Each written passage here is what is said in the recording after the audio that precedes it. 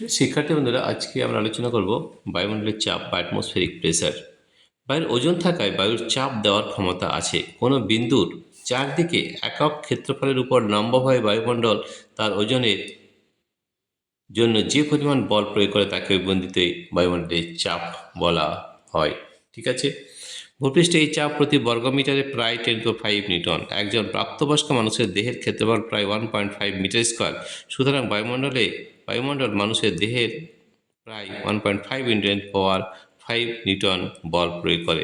মানুষের দেহের ভিতরের বায়ু ও রক্তের মোট চাপ, যা বাইরের দিকে ক্রিয়া করে, বায়ুমণ্ডলের প্রতি প্রদত্ত চাপের তুলনায় সামান্য বেশি হওয়ায় মানুষ বায়ুমণ্ডলের চাপ অনুভব করে না। বায়ুমণ্ডলের চাপ পরিমাপ করার ক্ষেত্রে চাপের কয়েকটি বিশেষ একক ব্যবহার করা হয়। ঠিক আছে। সে এককগুলো কি 1 ATM অর্থাৎ 0.76 মিটার/সমেত চাপ। 1 ATM সমান 1.013 × 10⁻⁶ ডাইন/সেন্টিমিটার স্কোয়ার। 1 tor equal to 1 মিলিমিটার/সমেত চাপ অর্থাৎ 1 tor equal to 133.28 pascal. 1 bar equal to 10⁵ pascal. SI এককে চাপের এককের আরেক নাম হলো পাস্কেল বা পেজ। ঠিক আছে। অনেক সময় তরলের চাপ পারদর্শী চাপের নিরিখে প্রকাশ করা হয়।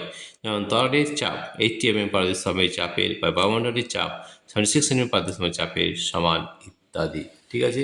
আমরা এখানে জানতে পারি যে এখানে আমাদের একটা সংজ্ঞা রয়েছে যে সমুদ্র পৃষ্ঠে 45 ডিগ্রি অক্ষাংশে 0 ডিগ্রি সেন্টিগ্রেড উষ্ণতায় 76 সেন্টিমিটার উচ্চ পারদর্শী চাপকে প্রমাণ বায়ুমণ্ডলের চাপ বলা হয়। প্রমাণ বায়ুমণ্ডল চাপ সমান পি সমান এইচ ডি ইন্টু জি হয়।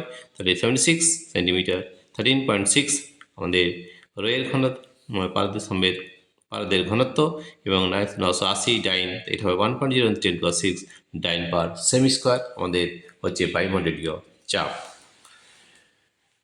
বায়ুচাপ বায়ুচাপ মাপ বায়ুচাপ মান যন্ত্র বা ব্যারোমিটার ও আবহাওয়ার পূর্বাভাস। Barometer and forecast of weather. তাহলে দেখো, ব্যারোমিটার আমাদের কী কী ফোরকাস্ট করে সেটা আমরা এখানে আলোচনা করব।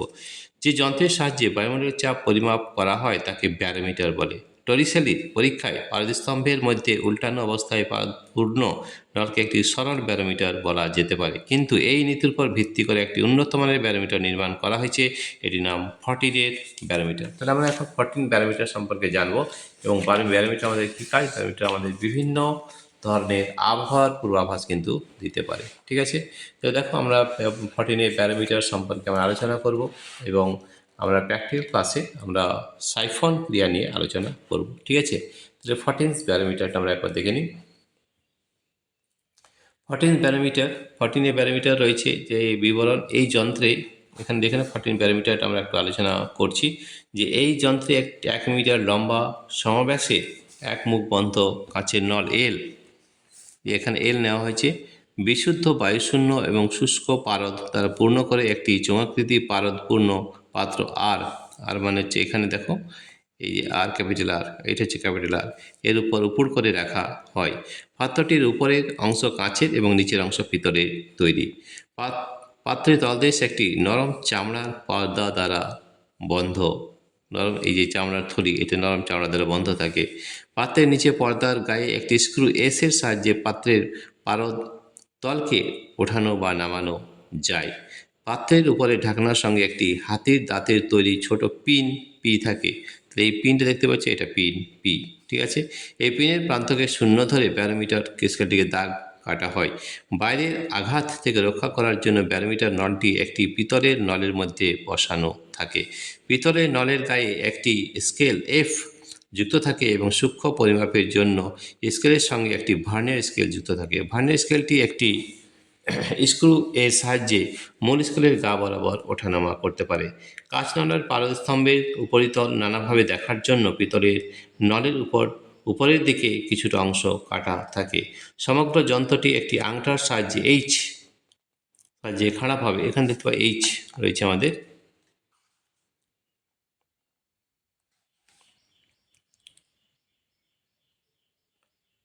মূলস্কেলের গা বরাবর ওঠানামা করতে পারে। কাঁচনলের পারদস্তম্ভের উপরিতল ভালোভাবে দেখার জন্য পিতলের নলের উপরের দিকে কিছুটা অংশ কাটা থাকে। সমগ্র যন্ত্রটি একটি আংটার সাহায্যে এইচ, এই যে এটা একটা আংটা, এইচ সাহায্যে খাড়াভাবে দেওয়ালের গায়ে ঝোলানো যায়। বায়ুর উষ্ণতা দেখার জন্য ব্যারোমিটারের গায়ে একটি থার্মোমিটার লাগানো থাকে। আমাদের কীভাবে এটা কার্য করা হয় সেটা আমরা কার্যনীতি একটু সম্পর্কে এটা সম্পর্কে জানব। যন্ত্রের পাঠ নেওয়ার জন্য প্রথমে নিচের স্ক্রুটি ঘুরিয়ে পাত্রের পারতল পিনের সঙ্গে স্পর্শ করাতে হয়। এই অবস্থায় পাত্রের পারতল স্কেলের শূন্য দাগে আসে। এখন ভার্নিয়ার স্কেলের দুটি স্ক্রুটি ঘুরিয়ে ভার্নিয়ার স্কেলের নিচের প্রান্তকে নলের পাদস্তম্ভের উত্তল তলের সঙ্গে স্পর্শ করানো হয়। এবার মূল ও ভার্নিয়ার স্কেলের পাঠ থেকে নলের পারদস্তম্ভের উচ্চতা নির্ণয় করা হয়। এই পাঠ থেকে বায়ুমণ্ডলের চাপ জানতে পারা যায়। তাহলে আমাদের ব্যারোমিটারের মেন যেটা কাজ সেটা হচ্ছে বায়ুমণ্ডলের চাপ নির্ণয় করা। ব্যারোমিটারের পারদ ব্যবহারের সুবিধা, আমরা কেন ব্যারোমিটারে পারদ ব্যবহার করি?